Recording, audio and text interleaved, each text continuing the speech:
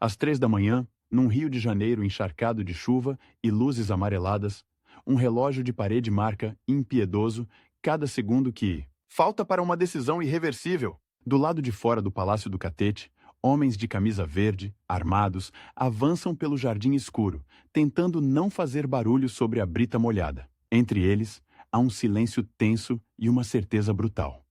Ou entram agora, ou o sonho de tomar o Brasil pela força morre ali mesmo.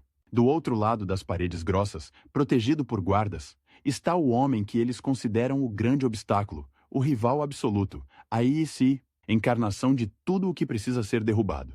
Getúlio Vargas. No comando político do movimento que move esses homens, uma mente que não dorme há dias. Plínio Salgado. Ele sabe que não tem mais anos nem meses, tem horas. Horas para decidir se arrisca tudo num confronto direto com seu maior competidor ou se aceita ser engolido pela máquina implacável do Estado Novo. Mas para entender como o filho de uma pequena cidade encravada na Serra da Mantiqueira chegou à beira de uma tentativa de derrubar o presidente da República, precisamos voltar ao começo, ao ponto em que Plínio ainda não era chefe, ainda não arrastava multidões em salões lotados gritando "Anauê!". Ainda não era fantasma incômodo para Vargas, nem espinho cravado no flanco dos comunistas. Precisamos voltar para uma manhã fria de janeiro de 1895. O sol demora a aquecer as montanhas de São Bento do Sapucaí. As casas de taipa e madeira fumegam café. E o som dos cascos dos cavalos corta o silêncio da cidadezinha do interior paulista. Ali nasce Plínio Salgado, numa família que não é rica, mas também não é miserável. Classe média rural, com um pé no cartório, outro no pequeno comércio e um respeito quase religioso pela ordem, pela igreja e pela figura do chefe político local. Ainda criança, Plínio aprende duas coisas que vão moldar toda a sua vida: o poder das palavras e o fascínio pela autoridade. Ele observa, hipnotizado, o padre subir ao altar e, com meia dúzia de frases bem colocadas, transformar uma igreja barulhenta num oceano de silêncio. Ele observa, igualmente fascinado, o coronel da região chegar à missa. Todo mundo se ajeita, se encolhe, se curva em sorrisos respeitosos. O menino percebe que, naquele mundo, quem domina a palavra e quem concentra a autoridade manda mais do que qualquer exército. Enquanto outros garotos correm atrás de bola de meia e estilingue, Plínio se apaixona por livros. O cheiro de papel velho misturado com cera de chão das poucas estantes da casa é seu perfume favorito. Ele devora catecismos, vidas de santos, almanaques, jornais amassados que chegam atrasados do Rio e de São Paulo. O Brasil ali descrito parece outro planeta.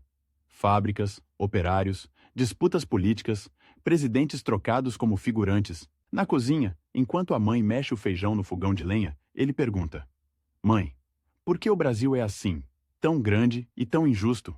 A mãe sorri, como quem não quer mergulhar nesse abismo. "Deus é quem sabe, meu filho." Reza e estuda. O resto, ele resolve. Plínio escuta, mas não se conforma. A explicação "Deus sabe" não basta. Aquele menino de interior começa a ser devorado por uma ideia incômoda. Se o mundo é injusto, alguém tem culpa. E se alguém tem culpa, alguém precisa corrigir. É nessa mistura de fé, indignação e ambição precoce que surge o primeiro grande desvio do seu caminho: o seminário. Ainda adolescente, Plínio é enviado para estudar com a perspectiva de tornar-se padre. É uma decisão ao mesmo tempo honrosa e pesada. A família se orgulha. Ter um filho sacerdote é quase uma ascensão social. O próprio garoto sente uma atração quase mística pelo sacerdócio. Usar batina, falar em nome de Deus, ter o púlpito como palco permanente. No seminário, ele descobre um universo ainda maior de livros: teologia, filosofia, história. Descobre Santo Agostinho, São Tomás de Aquino, mas também tropeça em autores que os padres recomendam ler com cuidado, quase em segredo. Pensadores políticos, escritores perigosos, ideias que começam a corroer certezas. A biblioteca silenciosa vira o cenário de um conflito interior que ninguém vê. À noite, deitado na cama dura, ele olha para o teto e sente dois chamados o puxando em direções opostas. De um lado, a voz suave da vocação religiosa, o conforto da obediência, o caminho seguro do altar. Do outro, um sussurro diferente: e se o púlpito não bastar? E se, para mudar o mundo, for preciso mandar não só em almas, mas em leis, em exércitos, em nações inteiras? Anos depois, ele vai relembrar esse período como um tempo de intensa formação espiritual. Mas por trás da imagem edificante, há um fato bruto.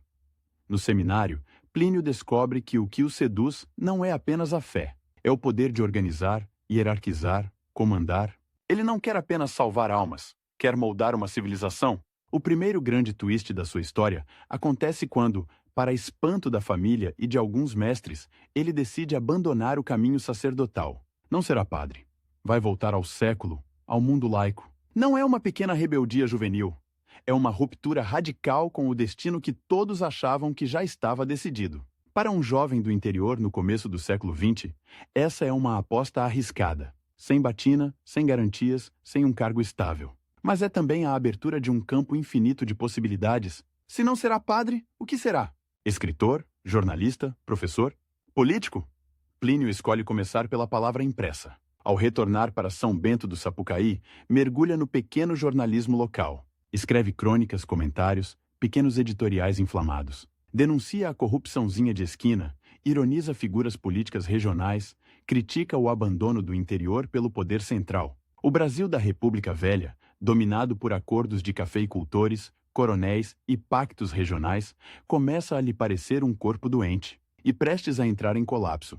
Mas é na passagem para São Paulo, a capital efervescente, que sua visão se transforma de vez. Quando chega à metrópole, o impacto é quase físico. A fumaça das fábricas, o barulho das carroças e dos primeiros automóveis, o fluxo de operários nas portas das indústrias, os imigrantes italianos e espanhóis falando alto em línguas estranhas, cartazes anunciando comícios, conferências, serestas, peças de teatro.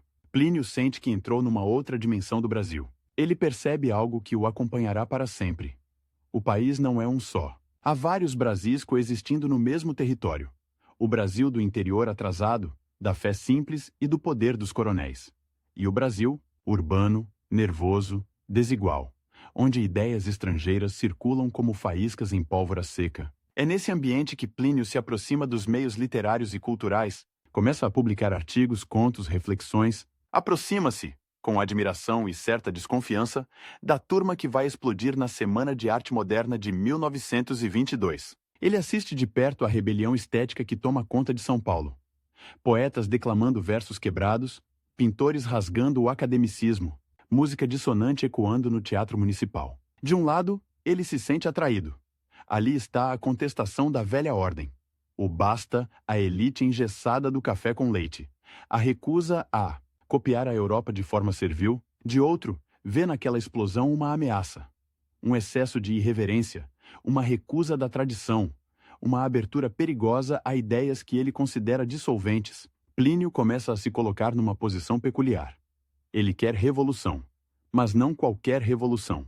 Não quer a desordem que associa às vanguardas artísticas, nem as primeiras organizações socialistas e comunistas que surgem nos bairros operários. Quer uma revolução que reorganize, que discipline, que reconstrua o Brasil a partir de uma ideia de unidade nacional quase mística. Enquanto escreve romances e ensaios, enquanto faz crítica literária, ele observa, atento, o crescimento de outro universo, o dos partidos, dos clubes políticos, das conspirações de quartel. O Brasil dos anos 1920 é uma panela de pressão. Revoltas tenentistas, coluna Prestes cruzando o país a cavalo, crise do café, greves operárias. No sul do país, um político hábil, de fala mansa e olhar calculista, começa a se destacar. Getúlio Vargas. Plínio ainda não o enxerga como o grande rival de sua vida, mas os dois já caminham, sem saber, em direção a um choque inevitável. Enquanto Vargas aprende a costurar alianças nos bastidores, Plínio afia a pena e sonha com multidões entusiasmadas ouvindo seus discursos. Mais à esquerda, uma outra figura ganha contornos de lenda. Luiz Carlos Prestes, o Cavaleiro da Esperança. O ex-tenente que atravessou o Brasil comandando uma coluna rebelde torna-se ídolo dos jovens revolucionários e, pouco a pouco, aproximar-se do comunismo internacional. Para Plínio, Prestes será, mais tarde, um adversário ideológico direto. O homem que encarna o polo oposto de seu projeto nacionalista. Espiritualizado e autoritário, 3 projetos começam a se delinear, como sombras num corredor escuro. O Brasil de Vargas, o Brasil de Prestes, o Brasil de Plínio. 3 respostas distintas à mesma pergunta. O que fazer com um país imenso, desigual, à beira de uma crise gigantesca? Nessa época, Plínio não tem ainda um movimento, nem uma camisa verde, nem um grito de guerra. Tem apenas ideias, muitas ideias, e uma urgência crescente. Ele intui que o tempo é curto, mesmo sem saber datas. A República Velha range. A economia cambaleia. A insatisfação transborda. Quem conseguir transformar sua visão em força organizada primeiro, conquistará o futuro. É sob essa pressão silenciosa que ele aprofunda suas leituras. Se na juventude o fascínio era sobretudo religioso e literário, agora a obsessão é político-filosófica. Plínio procura com fome teorias que respondam ao drama brasileiro. Examina liberalismo e o rejeita como fraco, fragmentado, incapaz de produzir unidade. Observa o comunismo e o enxerga como ameaça à espiritualidade, à propriedade, à hierarquia que ele considera naturais. Em meio a esse garimpo intelectual, ele tropeça em correntes autoritárias e nacionalistas europeias, em especial em pensadores que pregam uma organização orgânica da sociedade, com papéis definidos, corpo social unido em torno de uma ideia de nação quase sagrada. Essas leituras, misturadas à sua formação católica e ao ambiente conservador do interior, começam a formar o esqueleto do que mais tarde se chamará integralismo. Enquanto isso, sua carreira de escritor e jornalista avança. Ele publica livros, dirige jornais, polemiza em artigos inflamados. Alguns o veem como um intelectual brilhante, outros como um reacionário perigoso, outros ainda como um visionário excêntrico. Em qualquer caso, ele não passa despercebido. O jovem que quase foi padre transforma a linguagem religiosa em vocabulário político. Fala de missão, de vocação nacional, de destino histórico do Brasil. Não quer apenas um programa de governo. Quer fundar uma espécie de religião civil, uma fé na pátria, na ordem, na autoridade. Seus textos começam a desenhar uma utopia. Um Brasil unido por uma mística comum, disciplinado, hierárquico, obediente a um chefe, dotado de visão espiritual. Mas ainda falta o passo decisivo: sair da página e ocupar a praça. Transformar metáfora em movimento, poesia em partido. No fim dos anos 1920, a crise se aprofunda. A quebra da Bolsa de Nova York em 1929 atinge em cheio a economia cafeeira brasileira. A velha engrenagem da política café com leite emperra. O presidente Washington Luiz insiste em manter a hegemonia paulista, apoiando Júlio Prestes como sucessor. Minas Gerais se rebela, forma com o Rio Grande do Sul e a Paraíba a Aliança Liberal. Dentro dela, o nome de Vargas ganha força. Plínio, do seu posto de observador inquieto, entende que está se aproximando uma ruptura histórica. Sente, quase fisicamente, que o relógio começou a correr numa velocidade diferente. Se antes falávamos de anos, agora o tempo se contrai em meses, semanas. Ou ele encontra um caminho para transformar sua visão em força política concreta, ou será reduzido a mais um escritor brilhante engolido pelos acontecimentos. E há um agravante: Vargas não é um intelectual de gabinete. É um articulador frio, paciente, capaz de esperar o momento certo para dar o bote. Prestes, por sua vez, fala aos jovens idealistas, aos operários, aos que sonham com uma revolução social profunda, apoiada na União Soviética, onde nesse tabuleiro entrará Plínio Salgado.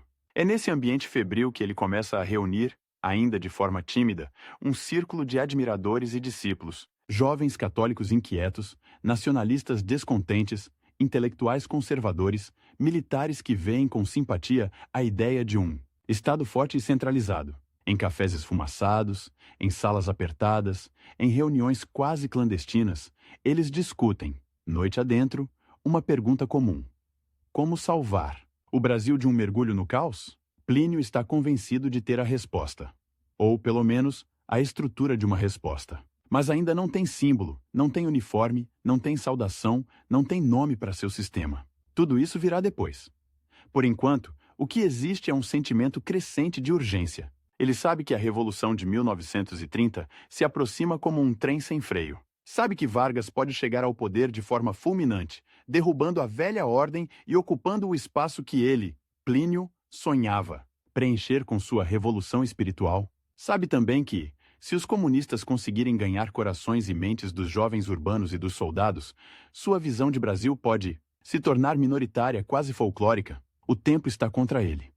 Ao caminhar pelas ruas de São Paulo, ouvindo o burburinho de boatos, o ranger dos bondes, os ecos de greves e comícios, Plínio sente o chão se mover. A velha estabilidade oligárquica se dissolve como areia entre os dedos. Cada jornal anuncia, quase diariamente, um novo foco de crise. Cada discurso inflama algum grupo. Ele tem, na prática, menos de uma década para transformar sua doutrina em máquina política real, capaz de disputar o coração do Brasil com Vargas e Prestes. Menos de uma década para sair do mundo das ideias e entrar definitivamente no mundo implacável da luta pelo poder. Ele ainda não sabe, mas aquele menino fascinando pelo sermão do padre e pela imponência do coronel, aquele quase padre que abandonou o seminário, aquele jovem escritor que transita entre modernistas e conservadores, está prestes a dar o passo que mudará para sempre a sua vida e inscreverá seu nome numa das páginas mais sombrias, controversas e intensas da história política brasileira. O relógio, mais uma vez, começa a contar. E dessa vez, não é só a carreira de Plínio Salgado que está em jogo. É o próprio desenho do Brasil que emergirá das tempestades da década de 1930. Enquanto o Brasil vibra em festa, um homem assiste em silêncio e percebe que está ficando para trás. No Rio de Janeiro de 1930, a multidão se acotovela nas calçadas para ver o trem da vitória chegar com Getúlio Vargas. Gritos, bandeiras, chapéus lançados ao ar, fogos estourando como se fosse Copa do Mundo. O chefe da Revolução de 30 é ovacionado como salvador da pátria. Nos jornais, as manchetes são unânimes. Nova era. Regeneração nacional. Fim da República Velha. Numa redação abafada, longe do delírio das ruas, Plínio Salgado olha pela janela e vê o cortejo passar embaixo. O novo líder nacional empunha o poder, sorrindo. Plínio segura uma folha de papel coberta de anotações e sente um gosto amargo na boca. A revolução que ele sonhava dirigir aconteceu, mas sem ele. A pergunta que o corrói é brutal. Ainda dá tempo de virar o jogo. Ou Getúlio acaba de ocupar para sempre o lugar que ele julgava reservado a si. Essa sensação de ter chegado atrasado é combustível e veneno ao mesmo tempo. Num primeiro momento, Plínio tenta se aproximar da onda vitoriosa. Como tantos intelectuais da época, ele vê na queda da oligarquia café com leite uma chance histórica de reorganizar o Brasil. Acredita que Vargas poderá ser, quem sabe, o instrumento da tal revolução espiritual, que ele prega em artigos e conferências. Mas bastam poucos anos para o encanto começar a rachar. O novo governo provisório fala em ordem, em centralização, em modernização. Algo disso agrada a Plínio, só que por trás dos discursos ele enxerga um outro movimento. Concessões, acordos, negociações de bastidor. Getúlio governa com mão firme, mas também com uma flexibilidade que irrita o escritor integralista. Para Plínio, falta ao regime uma doutrina, uma visão total, coerente, quase religiosa da nação. Para Getúlio, falta a Plínio algo muito mais simples: senso de realidade. Enquanto Vargas articula, Plínio doutrina. É nesse vácuo que, em 1932, ele dá um passo que o empurra definitivamente para o centro da tempestade política. A criação de um núcleo de estudos que logo deixará de ser apenas intelectual para se tornar máquina de mobilização de massas. A Sociedade de Estudos Políticos torna-se laboratório de um projeto mais ambicioso. Textos circulam de mão em mão. Palestras inflamadas atraem jovens católicos, oficiais descontentes, estudantes nacionalistas. Do lado de fora das salas de reunião, o Brasil ferve. Em São Paulo, estoura a Revolução Constitucionalista de 1932. A elite paulista se levanta contra o governo provisório de Vargas, exigindo uma nova Constituição. Tiros, trincheiras improvisadas, jovens enviados ao fronte com fardas mal costuradas, o estado mais rico do país em guerra aberta com o poder central. Plínio, paulista, nacionalista e obcecado por ordem, vive um dilema que o dilacera. Apoiar o levante de seu estado natal contra o governo que derrubou a velha oligarquia que ele sempre detestou? Ou manter-se ao lado da ideia de unidade nacional, mesmo desconfiando cada vez mais de Vargas? Ele escolhe a nação. Publicamente, defende a necessidade de uma Constituição, mas condena a fragmentação, o regionalismo egoísta. Nas entrelinhas, deixa claro: quem deve refundar o Brasil não é a velha São Paulo oligárquica, nem um governo provisório sem doutrina. É um movimento novo, orgânico, enraizado na alma brasileira. Em outras palavras, é o movimento que ele próprio está desenhando. No fim de 1932, essa criatura ganha nome, símbolo, grito. E um chefe inquestionável, nasce a Ação Integralista Brasileira. A cena parece saída de um ritual de fundação de seita. Numa sala em São Paulo, homens em pé, em silêncio, ouvem Plínio Salgado ler o Manifesto de Outubro. Sua voz, treinada anos antes nos púlpitos e tribunas, corta o ar. Ele fala de Deus, de pátria, de família, de hierarquia, de disciplina. Denuncia o liberalismo como dissolvente, o comunismo como peste materialista, o individualismo como câncer. Na mesa, um emblema estranho. A letra grega sigma, símbolo matemático de soma, apresentado como sinal da unidade de todos os brasileiros num só corpo nacional. A partir dali, essa figura simples irá estampar bandeiras, faixas, botões de casaco, muros. A doutrina ganha um totem, mas o símbolo sozinho não basta. Era preciso um uniforme, uma saudação, uma liturgia. Surgem então as camisas verdes. O tecido, barato, é tingido de um verde escuro que remete às matas, à terra brasileira. Sobre o peito, o sigma em branco. O conjunto é completado por cinturão, cap, calças escuras. Quando desfilam em coluna pelas ruas, os integralistas parecem um exército recém-saído de alguma Europa autoritária. Mas com sotaque brasileiro e terços pendurados no bolso. E há o grito. A palavra que ecoará por todo o país como uma mistura de saudação militar e grito de tribo indígena. Anauê. Plínio e os seus dizem que é um termo tupi, significando algo como "você é meu irmão". Seja qual for a origem exata, o efeito psicológico é inegável. Em praças lotadas, milhares de vozes entoando Anauê criam um clima que mistura estádio de futebol, procissão e comício. O que começou como círculo de leitura católico nacionalista se transforma, em poucos anos, numa máquina de mobilização que assusta tanto a esquerda quanto o próprio governo Vargas. Em cidades do interior, onde nunca se vira um movimento organizado além do partido do coronel local, surgem núcleos integralistas, missas seguidas de reuniões políticas, desfiles noturnos com tochas, juramentos de fidelidade ao chefe nacional. Plínio Salgado. A figura do intelectual magro, de óculos, transforma-se aos olhos de milhares num líder carismático, quase messiânico. Os números crescem numa velocidade vertiginosa. Em 1935, estima-se que a Ação Integralista Brasileira já conte com centenas de milhares de aderentes em certas regiões, todo o funcionalismo público, boa parte da oficialidade militar e uma parte expressiva da juventude católica simpatizam com o movimento.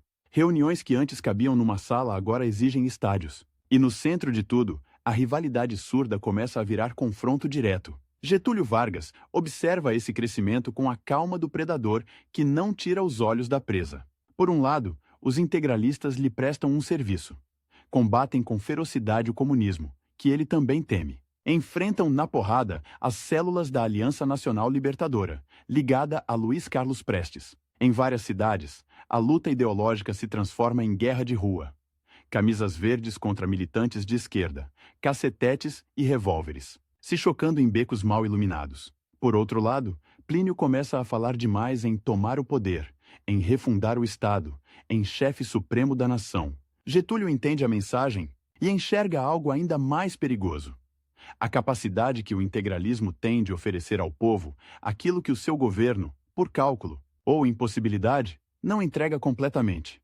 Um mito, uma explicação total, um sentido para a vida coletiva. Entre Vargas e Prestes, Plínio se esforça para ocupar o centro simbólico do país. Prestes promete revolução social, ditadura do proletariado, aliança com Moscou. Plínio contrapõe revolução espiritual, Estado autoritário nacionalista, aliança com Roma e com a tradição católica. Getúlio, no meio, joga xadrez com as duas peças. Reprime e, ao mesmo tempo, seduz. Em 1935, quando explode a intentona comunista, a série de levantes fracassados em Natal, Recife, Rio de Janeiro, o medo percorre os corredores do poder. Soldados se levantam em quartéis, bandeiras vermelhas são hasteadas, tiros ecoam na madrugada. A repressão é brutal. Centenas de militares são presos, outros tantos exilados, torturados, mortos. Para Plínio, esse é o momento de afirmar: nós avisamos. Os integralistas se apresentam como o antídoto perfeito ao caos vermelho. Em discursos, Ele se descreve como quem está entre a anarquia comunista e o liberalismo frouxo. E mais uma vez, oferece a Vargas um pacto implícito. Nós seguramos a rua para você. Você nos deixa crescer. Só que dessa vez, o tempo não está do lado dele. Em 1937, está marcada uma eleição presidencial que pode mudar tudo. Depois de anos de governo provisório, o Brasil se prepara para escolher, nas urnas, o chefe de Estado. A ação integralista brasileira percebe ali a chance de ouro. Transformar mobilização de massa em poder institucional, em convenções internas, em meio a salvas de Anauê. O nome de Plínio Salgado é lançado como candidato à presidência da República. Ele entende com nitidez quase dolorosa o peso dessa decisão. Ou vence, ou muito provavelmente será esmagado. A campanha não chega a explodir nas ruas como ele imagina, porque o relógio, mais uma vez, acelera. Getúlio, que prometera não concorrer, assiste de camarote à corrida entre os principais postulantes: Armando de Sales Oliveira, José, Américo de Almeida e o próprio Plínio. Mas nos bastidores, começa a costurar um plano que tornará toda a disputa eleitoral uma miragem. O twist vem sob a forma de um documento forjado: o Plano Cohen. Divulgado com estardalhaço pelos jornais em setembro de 1937, o texto descreve um suposto plano comunista para tomar o poder no Brasil. Assassinatos em massa, incêndio de igrejas, profanação de lares, destruição da família. As imagens são tão chocantes que mães choram em frente às bancas. Padres bradam do altar, militares se agitam nos quartéis. O detalhe que piora tudo, do ponto de vista de Plínio, é quase irônico. O tal plano foi redigido por um integralista, o capitão Olímpio. Mourão Filho, como exercício interno, e depois manipulado e apresentado pelo governo como se fosse um documento real, prova cabal da ameaça vermelha. Getúlio tem nas mãos o medo perfeito, e o usa sem piedade. Em rede nacional, discursa sobre o perigo comunista, anuncia a necessidade de medidas excepcionais, fala em salvar a pátria. No dia 10 de novembro de 1937, dá o golpe final. Fecha o Congresso, cancela as eleições, impõe a nova Constituição autoritária do Estado Novo. Todos os partidos são dissolvidos, inclusive a Ação Integralista Brasileira.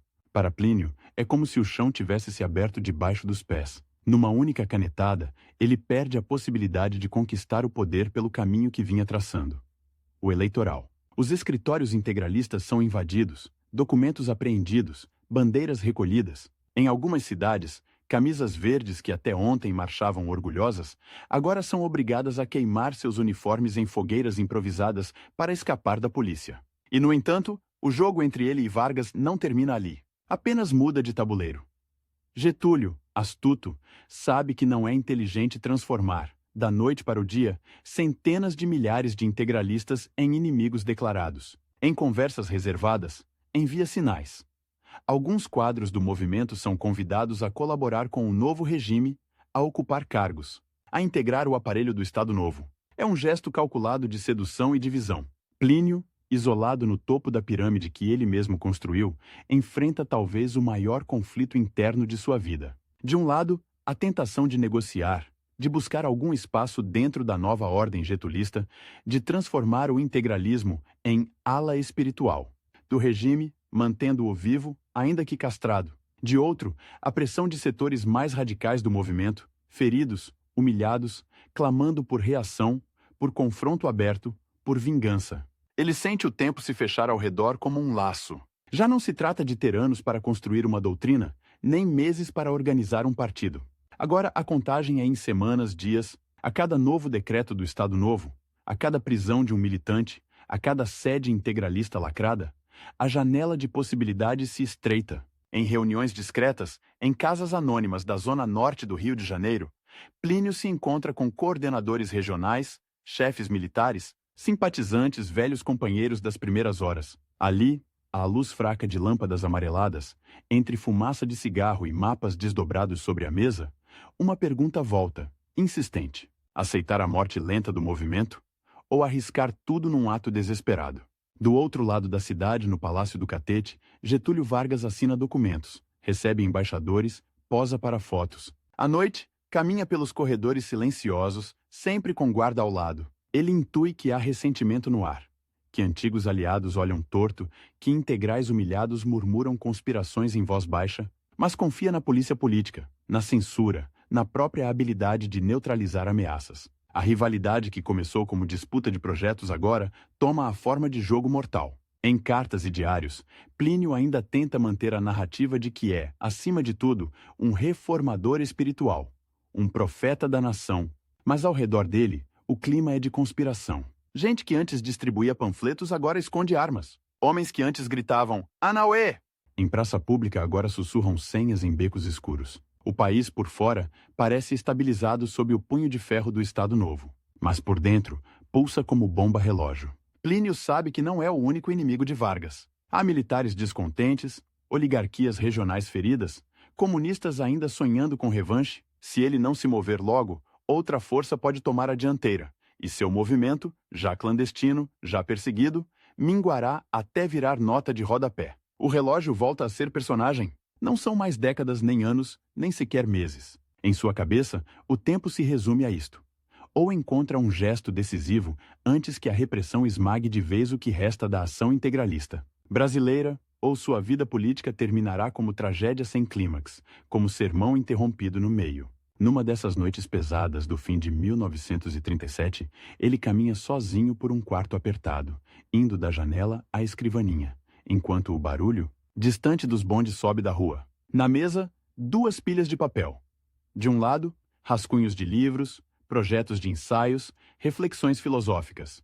Do outro, esquemas de organização, listas de nomes, horários, possíveis rotas de fuga. Entre a pena e o revólver, entre o púlpito e o quartel, Plínio percebe que está prestes a fazer a escolha mais arriscada de sua existência. Lá fora, o Estado Novo ergue prisões, aperfeiçoa a censura, espalha informantes. Dentro das fileiras integralistas, o ressentimento cocciona lentamente em desejo de ação.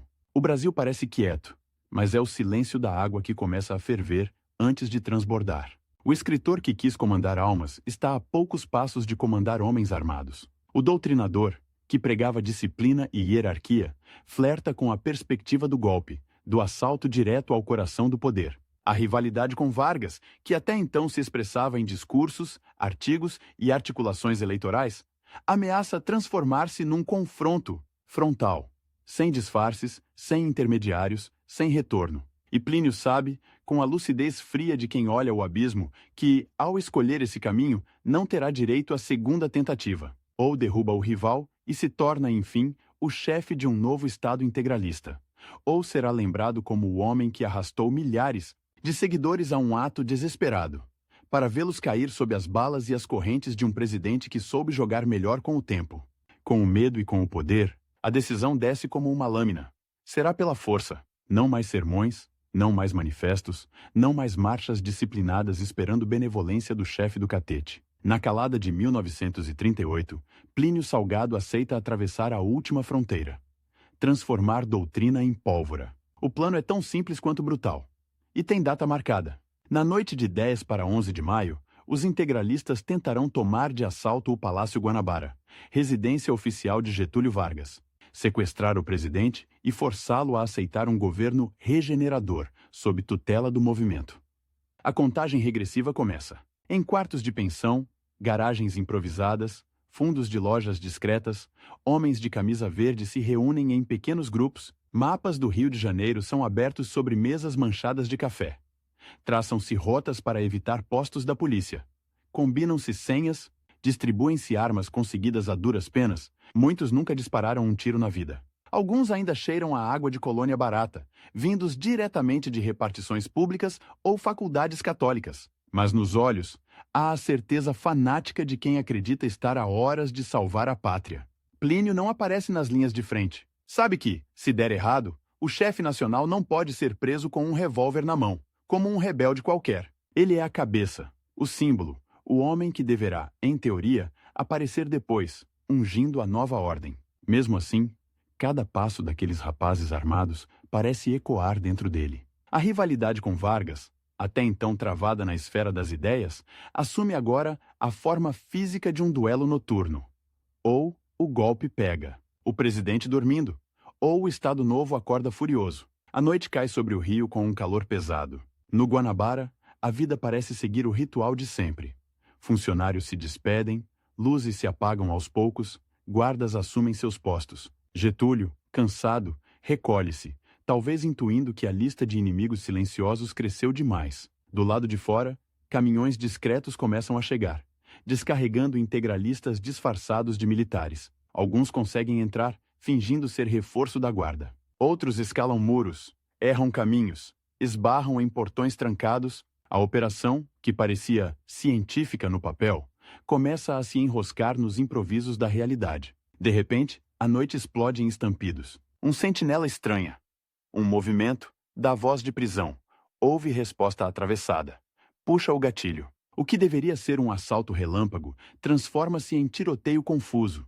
Com tiros cruzados nos jardins, correria pelos corredores, gritos abafados por paredes grossas. Lendas dirão depois que Vargas, de pijama, pegou um revólver e saiu para enfrentar os invasores. A verdade exata se perde no caos da madrugada. Mas o fato essencial é cristalino. O presidente não cai. O golpe falha em minutos, diante dos olhos atônitos de parte da guarda que nem sequer entende o que está acontecendo. Corpos de integralistas ficam estirados no chão úmido do palácio, misturados a bonés, cartucheiras, pedaços de cerca. Os sobreviventes tentam fugir pelas sombras, mas a cidade acorda sob o estrondo das primeiras notícias. Em poucas horas, o aparato repressivo do Estado Novo é acionado como uma máquina bem azeitada. Prisões, batidas em sedes clandestinas, interrogatórios, torturas, fotos de integralistas mortos circulam como aviso. O que seriam heróis da Revolução Nacional viram, na versão oficial, terroristas derrotados por um presidente vigilante. Para Plínio, a manhã de 11 de maio é um despertar sem sol. Ele sabe que cruzou o Rubicão. Não há mais retorno à situação ambígua de antes, em que podia negociar, insinuar, sugerir pactos. Aos olhos do governo, tornou-se o cérebro moral de uma tentativa de assassinato de chefe de Estado. Aos olhos de muitos seguidores, tornou-se também o responsável por lançar homens à morte em um plano mal executado. A derrota não é apenas militar, é simbólica. O chefe nacional fracassou em seu gesto máximo. A reação de Vargas é fria e calculada. Em vez de transformar Plínio num mártir exibido em praça pública, preferem quebrá-lo por dentro. A polícia política o caça, prende quadros médios, arranca confissões, tenta rastrear toda a cadeia de comando. O movimento, que já vinha sendo sufocado desde 1937, agora é esmagado sem piedade. Núcleos são dissolvidos, arquivos queimados ou confiscados, padres integralistas silenciados, jornais fechados. A ação integralista brasileira, que sonhou ser partido-estado, converte-se em espectro perseguido. Plínio acaba detido, interrogado, exposto ao olhar clínico de delegados acostumados a desmontar rebeldes. Ele tenta, em alguns depoimentos, minimizar sua participação direta no complô. Insistir que é um líder espiritual, não um chefe de comando armado. Os interrogadores, no entanto, têm em mãos listas, cartas, testemunhos. O antigo rival de Vargas está acuado. A supremacia que exercia sobre as massas não vale nada numa sala de concreto com lâmpada forte pendurada no teto. O twist, porém, não vem da morte, mas de um gesto ambíguo do próprio regime. Em vez de mantê-lo indefinidamente em masmorras brasileiras, o governo decide banir Plínio do país. A medida é racional. Longe do território, o chefe integralista perde capacidade de articulação direta. Ao mesmo tempo, evita que ele vire símbolo vivo da repressão. Em 1939, sob vigilância e humilhação, Plínio embarca rumo a Portugal.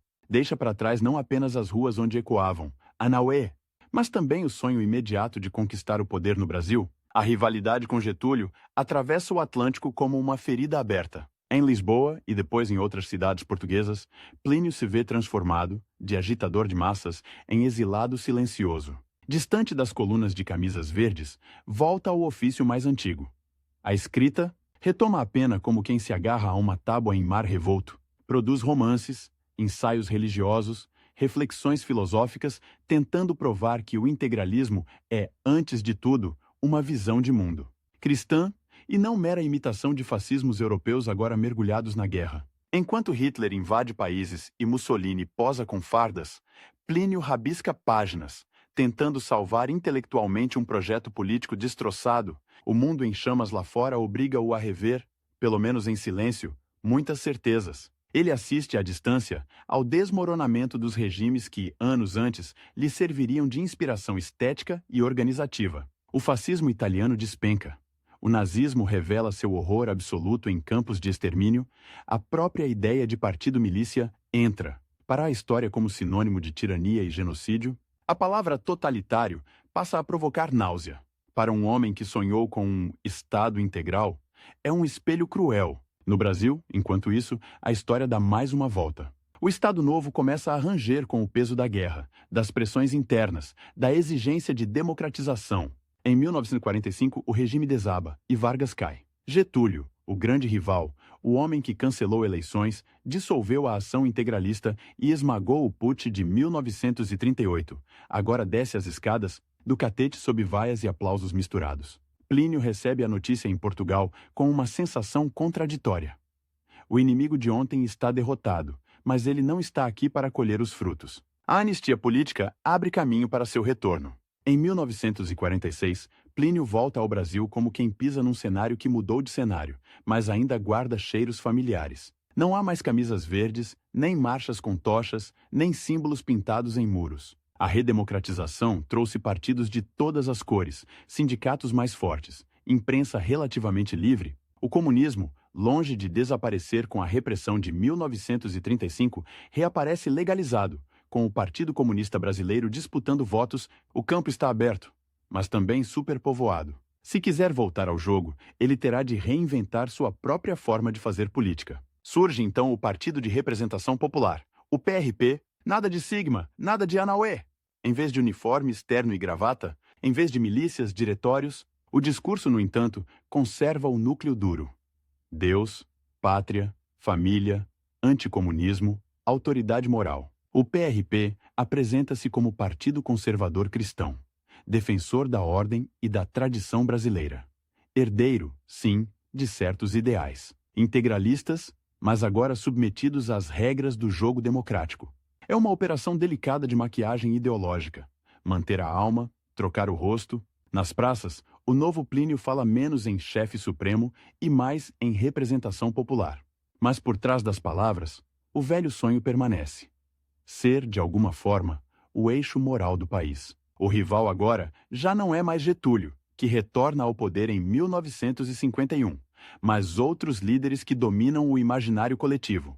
Populistas, como Adhemar de Barros, tribunos da UDN, comunistas carismáticos de Palanque. A arena mudou. O jogo não.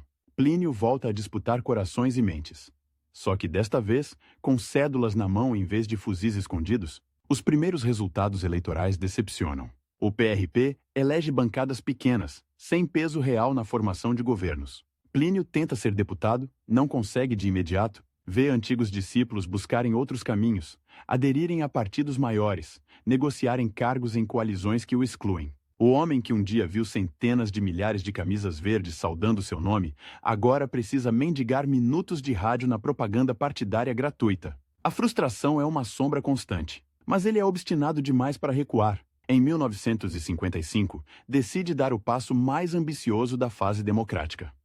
Lança-se candidato à presidência da República pelo PRP. É a segunda vez que persegue, de forma direta, o posto máximo do país. Agora pelas urnas, não pelo assalto a um palácio escuro. Seu principal adversário tem nome, sorriso aberto e um projeto sedutor. Juscelino Kubitschek, o médico mineiro que promete 50 anos em 5. Industrialização acelerada.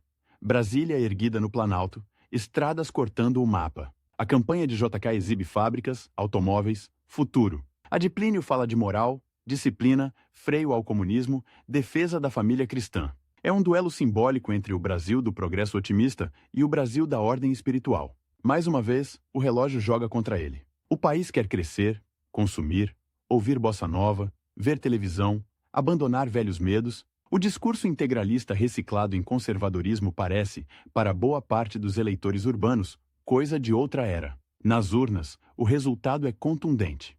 Plínio fica distante da vitória, obtendo cerca de 8% dos votos, atrás não só de JK, mas também de Juarez Távora e Adhemar de Barros. Perde o cargo, mas ganha algo que, para um homem teimoso como ele, ainda tem valor. Visibilidade nacional, tribuna, oportunidade de continuar falando. 2 anos depois, enfim, conquista um posto concreto de poder institucional. É eleito deputado federal por São Paulo. Ao entrar no plenário da Câmara dos Deputados, não veste mais camisa verde, mas mantém o porte de tribuno. Ali, entre carteiras alinhadas, microfones e taquígrafos, Plínio descobre um novo campo de batalha. Seus discursos inflamados contra o comunismo, contra o materialismo moderno, contra reformas que julga subversivas, ecoam nos anais do Congresso. Parte da imprensa ridiculariza seu passado integralista. Outra parte o trata como representante legítimo de um conservadorismo católico, enraizado em amplas camadas da sociedade. É na Câmara que ele encontra, paradoxalmente, uma de suas maiores conquistas: transformar-se de chefe de movimento quase paramilitar, em parlamentar respeitado por aliados e temido por adversários. Nos bastidores, negocia, articula, compõe comissões, escreve pareceres. No papel, é apenas mais um deputado numa multidão de siglas. Na prática, constrói uma rede de influência dentro da direita brasileira, ajudando a formar gerações de políticos que verão no anticomunismo e na defesa da civilização cristã ocidental o eixo central de suas plataformas. Se não comanda mais marchas, comanda narrativas. E em política, narrativas são armas duradouras. Enquanto isso, o país entra em ebulição de novo. O suicídio de Getúlio, em 1954, transforma o antigo rival em mito popular. Multidões choram nas ruas. A carta-testamento circula como evangelho laico. Para Plínio, é um golpe ambíguo.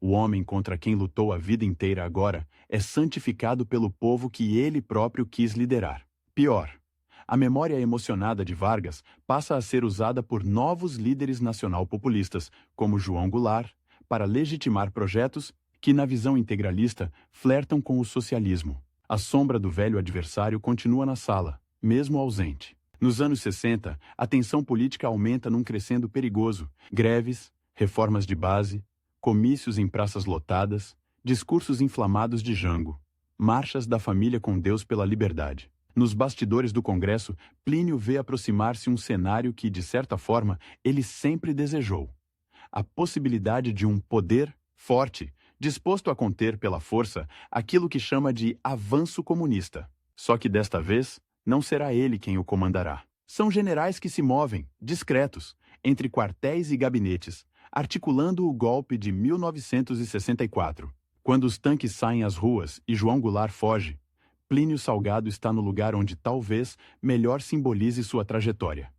Dentro do parlamento, vendo o poder escorrer de um regime para outro sem que sua mão o segure de fato. Apoia o movimento militar.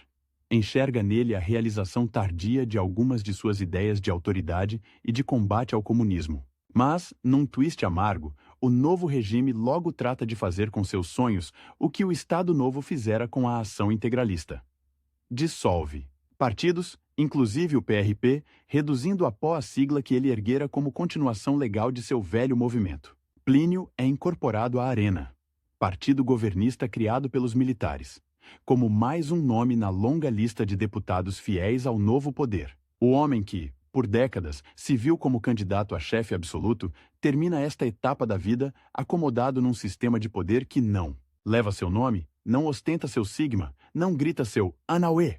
Sua maior conquista já não é o comando direto do Estado, mas o fato inquietante de ver na prática traços de seu velho projeto: autoritarismo, anticomunismo visceral, apelo à ordem e à moral, disseminados num regime que depende muito pouco dele. Enquanto discursa em plenário, assina projetos e posa em fotos oficiais ao lado de generais, Plínio começa, sem saber, a entrar na fase em que a política ativa e a construção de um legado se misturam de maneira indissociável. Ele vive ainda em ritmo frenético de trabalho, escrevendo, discursando, articulando, mas uma pergunta silenciosa, que o acompanhou desde as derrotas com Vargas e Juscelino, volta a se impor.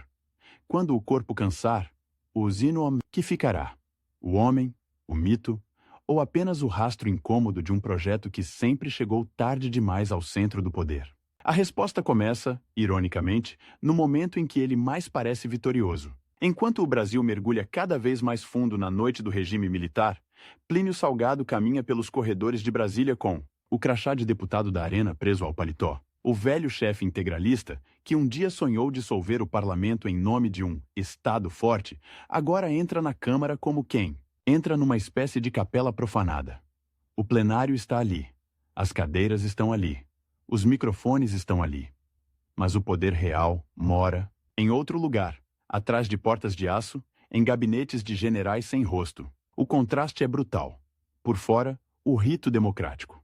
Por dentro, a engrenagem autoritária que funciona sem precisar muito de sua voz. Ele sobe à tribuna, ajeita os óculos, ergue a mão como fazia nos tempos de comícios integralistas e dispara contra o comunismo, contra a decadência moral do Ocidente, contra a corrupção espiritual das massas.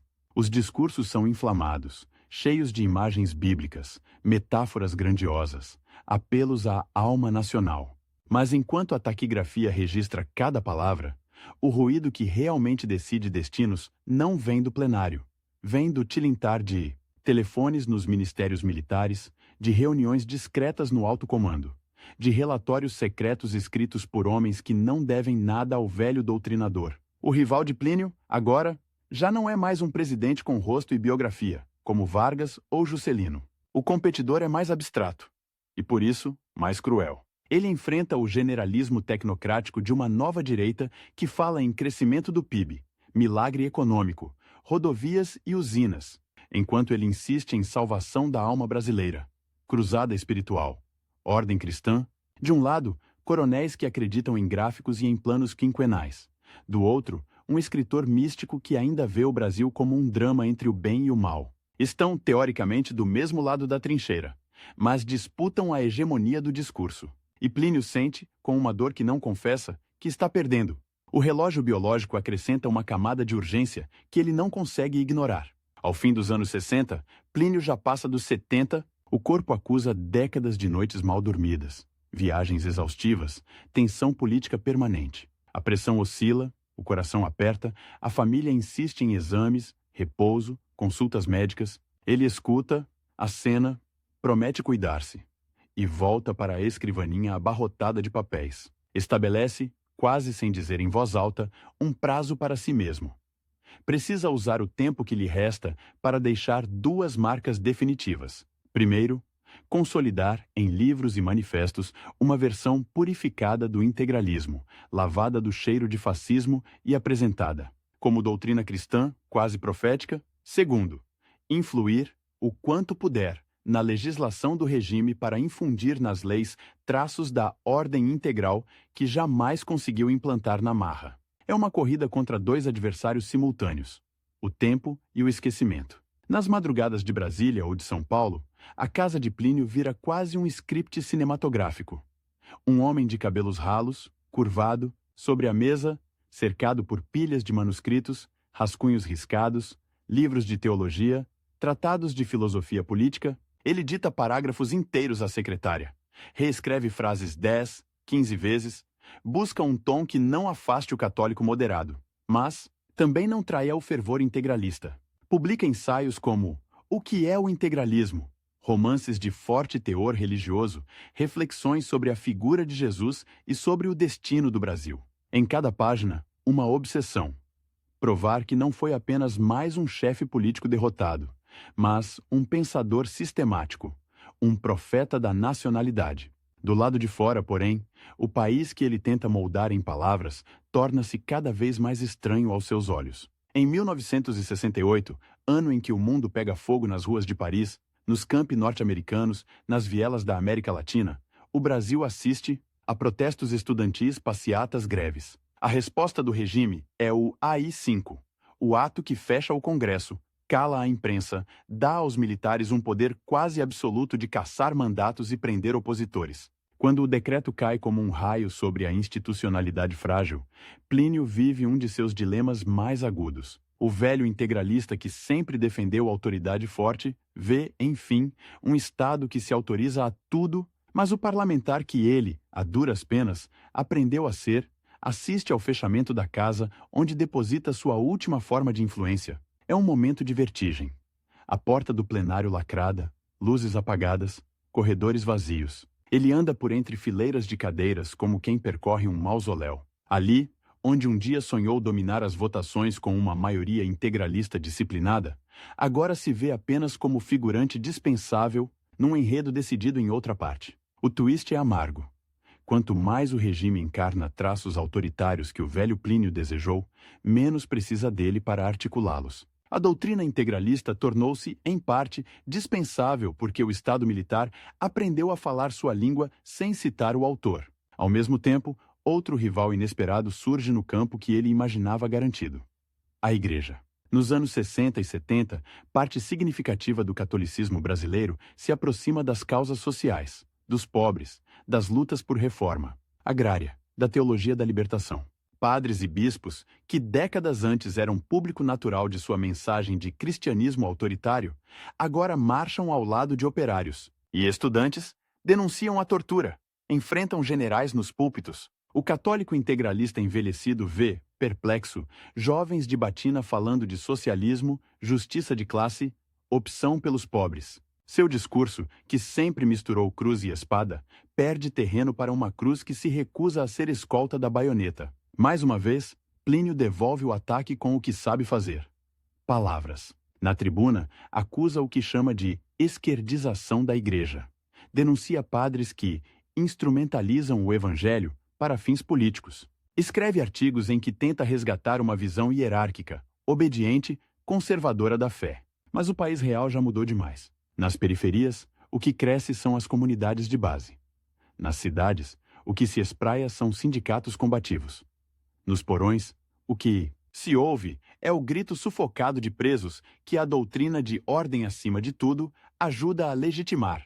Plínio não comanda essa máquina, não redige seus laudos, não assina seus interrogatórios. Mas é impossível negar que a cultura política que a alimenta bebe, também, em fontes como a sua. Esse vínculo incômodo perseguirá sua memória por décadas. No começo dos anos 70, o chamado milagre econômico exibe números espetaculares: índices de crescimento, construção de rodovias, grandes obras de cimento e aço. A propaganda oficial fala em Brasil grande. Ninguém segura este país. Plínio observa com um misto de fascínio e estranhamento o sonho integralista de um Estado forte, refratário a conflitos de classe, que projeta grandiosas obras nacionais, parece, à primeira vista, realizado. Mas o preço dessa fantasia é medido em corpos invisíveis: operários soterrados em usinas, camponeses expulsos em silêncio, militantes, torturados em porões sem janelas. O Estado forte que ele sempre quis nunca se mostrou tão nítido.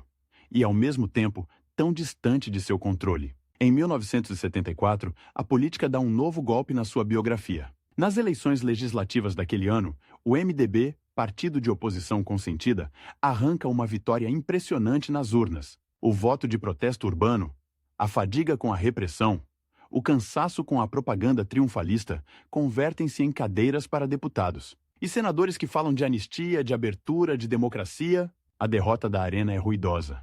E Plínio está no meio da enxurrada. Não consegue se reeleger deputado federal? O velho tribuno, que um dia arrastou multidões uniformizadas pelas ruas, agora é reprovado, em silêncio, por uma maioria de eleitores, que simplesmente passam por cima de seu nome na cédula. É mais do que uma derrota eleitoral.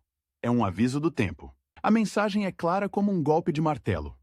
A sociedade começa, de novo, a caminhar para o lado oposto daquele que ele aponta. Em 1945, quando o Estado Novo caiu, o Brasil rejeitou o autoritarismo getulista. Em 1955, preferiu o desenvolvimentismo otimista de Juscelino ao moralismo integralista. Em 1964, abraçou um autoritarismo que não levava sua assinatura. Agora, na metade dos anos 70, inicia-se o processo lento de abertura que, mais uma vez, promete deixá-lo à margem. O relógio de parede da sala de sua casa, marcando inexorável o avanço dos minutos, parece zombar. Quantas vezes mais a história dará? Voltas sem que ele esteja no centro? A saúde, agora, transforma o talvez em contagem regressiva. Aos quase 80 anos, Plínio sente o coração falhar com mais frequência. Subir escadas o cansa, discursos longos o deixam exausto, viagens são cada vez mais raras. Ele ainda escreve, ainda recebe antigos seguidores, ainda atende jornalistas curiosos que buscam no passado explicações para o presente. Mas cada entrevista tem um subtexto cruel. Todos querem saber o que o senhor acha de... Como o senhor vê? como se já falassem com um sobrevivente de outra era, um fóssil político que ainda respira. O próprio corpo o trata como reserva de museu, forçando pausas, exigindo remédios, impondo noites inteiras de insônia melancólica. Nessas noites, o rival verdadeiro deixa de ser Vargas, Juscelino, Jango ou os generais. O adversário que se impõe, silencioso, é o esquecimento. Plínio enxerga, com uma lucidez áspera, que sua imagem está sendo rearrumada quase em tempo real. Para uns, será sempre o fascista tropical, o homem das camisas verdes do Anauê, do Sigma.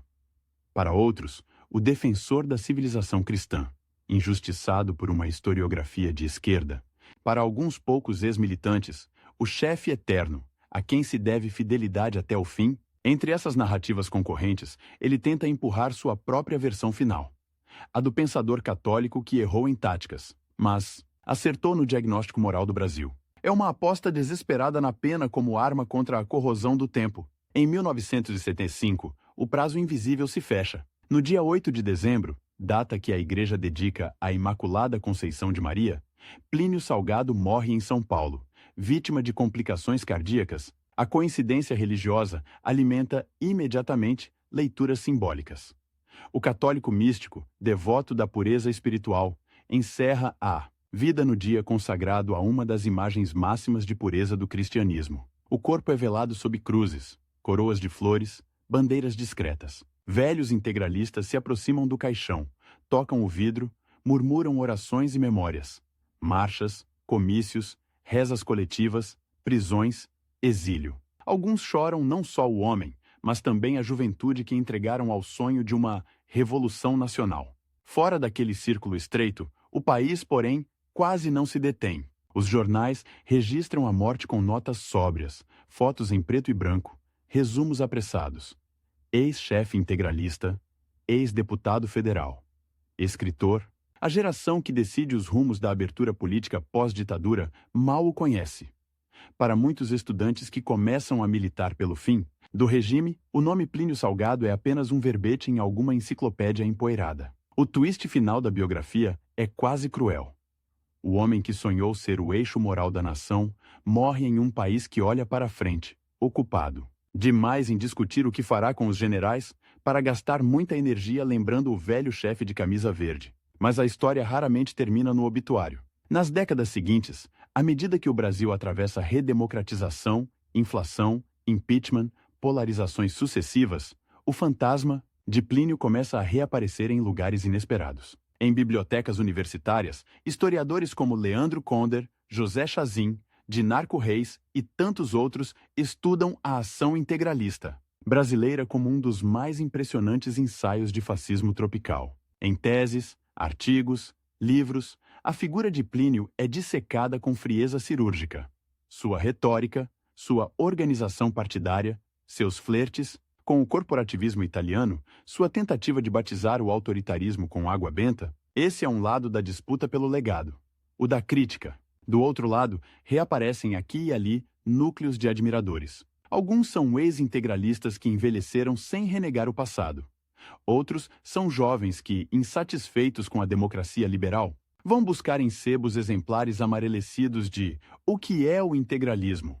Ou de romances plinianos que misturam mística e nacionalismo. A partir dos anos 90, pequenos grupos integralistas voltam a sair às ruas, com camisas verdes adaptadas, bandeiras com o sigma, palavras de ordem evocando o chefe.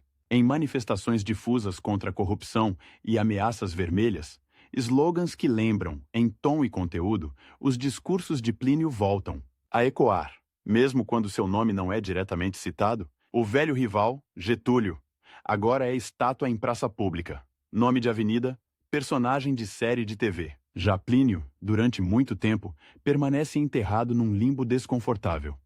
Nem herói consensual, nem vilão absoluto, nem pai fundador, nem mero coadjuvante. É nessa zona cinzenta que sua influência se torna mais complexa. Porque, se é fácil rejeitar o integralismo explícito, não é tão simples perceber seus fragmentos dissolvidos em práticas políticas, que atravessam regimes diferentes. O culto à autoridade salvadora, o apelo a uma moral tradicional para justificar repressão, a síntese X, ideia de que o povo precisa ser guiado por chefes iluminados. De certa forma, a rivalidade que estruturou a vida de Plínio, a disputa permanente com concorrentes mais fortes, mais populares ou mais eficientes, continua depois de sua morte, transmutada em batalha de narrativas. De um lado, a memória democrática tenta enquadrá-lo como alerta histórico, exemplo do que acontece quando nacionalismo, religião e autoritarismo se fundem num mesmo projeto. De outro, grupos de direita radical o resgatam como profeta incompreendido, visionário esmagado por coalizões liberais, comunistas e tecnocráticas. Entre esses extremos, milhões de brasileiros repetem, sem saber, frases, medos e imagens que um dia ele ajudou a organizar. Pavor do comunismo como espectro onipresente, crença em salvadores da pátria, desconfiança da política institucional como espaço de negociação e compromisso. Talvez, no fim, seja esse o dado mais incômodo da biografia de Plínio Salgado. A constatação de que alguém pode passar a vida inteira perseguindo o poder direto, a cadeira, a faixa, o palácio, e fracassar em todas as tentativas visíveis, mas ainda assim deixar marcas profundas no imaginário coletivo de um país. A derrota eleitoral, o golpe frustrado, o exílio, a marginalização parlamentar, a morte discreta.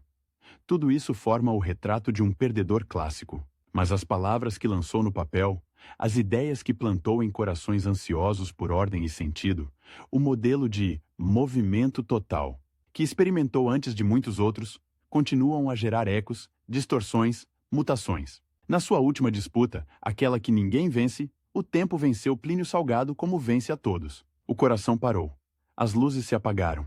A voz se calou. Mas enquanto houver quem olhe para o Brasil buscando, num único chefe, numa única doutrina fechada, numa única fé convertida em arma política, a sombra do velho integralista continuará rondando as esquinas da história nacional. Lembrando que nem sempre os derrotados saem de cena quando descem ao túmulo, e que o verdadeiro campo de batalha, como ele intuía nas madrugadas solitárias de escrita febril, é a memória de um povo que insiste em acreditar que a salvação pode vir, um dia, marchando em passo ritmado,